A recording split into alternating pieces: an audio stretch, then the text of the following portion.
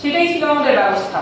সেই ব্যবস্থায় কি অটুট থাকবে, যেখানে রাষ্ট্রের প্রত্যেকটা প্রতিষ্ঠানকে কুক্ষিগত করা যায়, রাজনীতিকরণ করা যায়, এবং যারা ক্ষমতায় আছেন, যারা ক্ষমতাসীন আছেন, রাজনীতিবিদরা যারা আছেন এবং রাজনীতির কাছাকাছি, পাওয়ারের কাছাকাছি যে মানুষগুলো আছেন, ব্যবসায়ী হতে পারে, মিডিয়া হতে পারে, যে ক্ষমতার একটা বলয় থাকে, তাদের পক্ষ হয়ে রাষ্ট্রের প্রতিষ্ঠানগুলো কাজ করবে। সেই ব্যবস্থায় কি আমরা থাকবো, নাকি নতুন ব্যবস্থায় যাবো, যেখানে নতুন ব্যবস্থায় রাষ্ট্রের প্রতিষ্ঠানগুলো রাষ্ট্রের নাগরিকের হয়ে কাজ করবে? সেই আকাঙ্ক্ষা থেকেই কিন্তু এই যে এত কিছু হলো, ঐক্যমত্য কমিশন হলো, সব রাজনীতিবিদরা একসাথে বসলেন যে পরিবর্তন দরকার, কিন্তু এই শেষে আমরা রাজনীতিবিদদের কাছ থেকে শুনতে পাচ্ছি যে সংস্কার নাকি প্রয়োজন নেই। তো আমাদের শুধুমাত্র সংস্কার না, আসলে অভ্যুত্থানের পরে কিন্তু আমরা যেটা বারবার এসেছে সেটা হচ্ছে বাংলাদেশ 2.0। শুধুমাত্র সংস্কার না, একটা আমূল পরিবর্তন, একটা রিসেট বাটনের কথা সবাই বলেছে। সেই রিসেট বাটনের কতখানি এসেছে ঐক্যমত্য কমিশনে, সেটা নিয়ে ডিবেট থাকতে পারে, এবং আছে অনেকগুলো হতাশার জায়গা আছে। তবে একটা জিনিস, যেহেতু জেসিন আপা এখানে আছেন, আমি একটু পরিষ্কার করে জেসিন আপা বলছিলেন ঐক্যমত্য কমিশনের প্রপোজাল কিন্তু জুলাই সনদে স্বাক্ষর হয়নি। যেমন আর্টিকেল 70 নিয়ে হাউসে অনেকগুলো মতামত ছিল, বিভিন্ন রাজনৈতিক দলের বিভিন্ন ধরনের মতামত ছিল। কেউ চেয়েছিলেন, যেমন জাতীয় নাগরিক পার্টির পক্ষ থেকে আমরা চেয়েছিলাম যে আর্টিকেল 70 থাকবে না, যাতে যারা জনগণের প্রতিনিধিত্ব করবেন সংসদে, যারা জনগণের ভোটে নির্বাচিত হয়ে সংসদে যাবে, তারা স্বাধীনভাবে ভোট দিতে পারবে, তারা দলের পক্ষ হয়ে ভোট দিতে হবে এরকম বাধ্যবাধকতা যাতে না থাকে, তারা স্বাধীনভাবে জনগণের প্রতিনিধিত্ব করতে পারেন, দলের প্রতিনিধিত্ব যাতে না করতে পারে। তো আমরা চাচ্ছিলাম আর্টিকেল 70 সম্পূর্ণভাবে যাতে বাতিল হয়। আবার ডিএমপি চাচ্ছিল না, এখানে 4টা এক্সেপশন থাকবে। তো তারপরে অনেক আলোচনার মধ্যে ঐক্যমত্য হলো যে ঠিক আছে, 2টা এক্সেপশন নিয়ে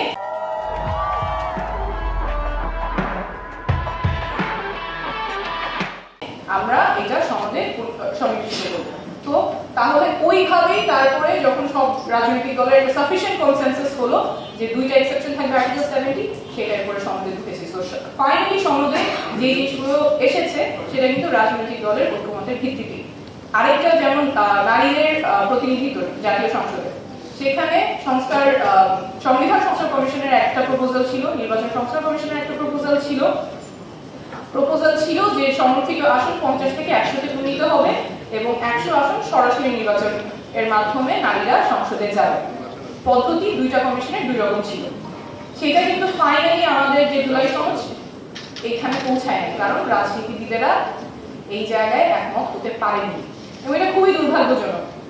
এখানেও যদিও বিএনপি 2001 সালে তাদের ইশতেহারে বলেছিলেন যে সংরক্ষিত নারী আসনে সরাসরি নির্বাচনের কথা, 2025 সালে এসে তারা বলেছেন যে এটা সম্ভব না। 2001 সালে যে প্রতিশ্রুতি দেওয়া ছিল তখন যদি সেটা বাস্তবতা থেকে থাকে, 25 সালে তো তার আরো বেশি এটা বাস্তবতা হওয়ার অপরচুনিটি কন্ডিশনস থাকার কথা, কিন্তু ওনারা বলেছেন যে সেই অপরচুনিটি, সেই বাস্তবতা এখন নাই। তো ফাইনালি কি হলো, ফাইনালি জুলাই সনদে আসলো যে মাত্র 5% প্রার্থীগুলোকে বলা হবে নমিনেশন দিতে। And this is not progress at all. আমাদের our politicians have failed the women.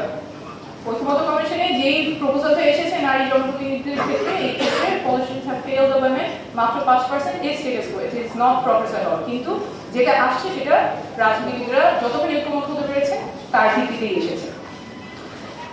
এখন শেষ কথা যেটা, সেটা হচ্ছে সনদের বাস্তবায়ন নিয়ে কথা বলতে হচ্ছে। যে কোনো সনদের বাস্তবায়ন তো থাকার কথা, বাস্তবায়ন না হলে সেই সনদটা এত কথা হলো কেন? কারণ বাস্তবায়নের রূপরেখা না থাকলে তো আর সেই সনদে সই করা আর না করা প্রায় একই কথা। এরকম আমরা সনদ, কমিশন রিপোর্ট অনেকগুলো দেখেছি, এখনো অনেকগুলো কমিশনের রিপোর্টের বাস্তবায়নের রূপরেখা নাই, স্বাস্থ্য কমিশনের বাস্তবায়নের রূপরেখা নাই। ঐক্যমত্য কমিশন যেটাতে এত ইনভেস্ট করা হলো, সবাই সময় দিলেন, সবাই এটার প্রতি মনোযোগ দিলেন, এত সিনসিয়ারিটি নিয়ে সবাই আলোচনা করলেন, সেটারও বাস্তবায়নের রূপরেখা নিয়ে আলাদা করে কথা বলতে হচ্ছে, আলাদা করে স্ট্যান্ড নিতে হচ্ছে। তবে আমরা আশা করি এখানে একটা সুন্দর বাস্তবায়নের রূপরেখা থাকবে, আগের মতো আর হবে না যেখানে সনদ হয়, অনেক কথা হয়, অনেক আলোচনা হয়, অনেক চুক্তি হয়, কিন্তু সেটা আর আলো দেখে না, জনগণের কোনো কল্যাণে আসে না। সেটা যাতে এখানে না হয় সেজন্য আমরা এসিপি থেকে অনেক স্ট্রং পজিশন নিয়েছি, যাতে করে জনগণ জানতে পারে তাদের সাথে কি হচ্ছে। একটা আদেশ, সেই আদেশে কি থাকবে এবং আদেশ যাতে প্রফেসর ইউনুস দেয় সেই ব্যাপারে আমরা বলেছি। যে প্রশ্ন, সেই প্রশ্নটাও জনগণের কাছে উন্মুক্ত করবে, মানুষ কিসে ভোট দিবে সেগুলো যাতে জানে এবং বাস্তবায়নের রূপরেখা যাতে খুব স্পষ্ট থাকে, সবার কাছে সেটা উন্মুক্ত থাকে এবং আগের মতো কোনো ধোঁয়াশা, কোনো জেন্টলম্যানস এগ্রিমেন্টে যাতে আমাদের না যেতে হয়, আসলেই যাতে যে পরিবর্তনের আকাঙ্ক্ষা নিয়ে মানুষ মাঠে নেমেছিল, তরুণরা রক্ত দিয়েছে, কেউ চোখ, কারো হাত, কারো পা চলে গিয়েছে, এটা যাতে শুধুমাত্র আগের ব্যবস্থাটাই থাকবে শুধুমাত্র চেহারা পরিবর্তন হবে কিন্তু আগের অবস্থায় থাকবে, এতটুকু যাতে পর্যবেসিত না হয়, আমরা আসলেই যাতে ব্যবস্থাটা পরিবর্তনের ক্ষেত্রে একটা বেরিয়ে যেতে পারি। সকলকে অনেক ধন্যবাদ।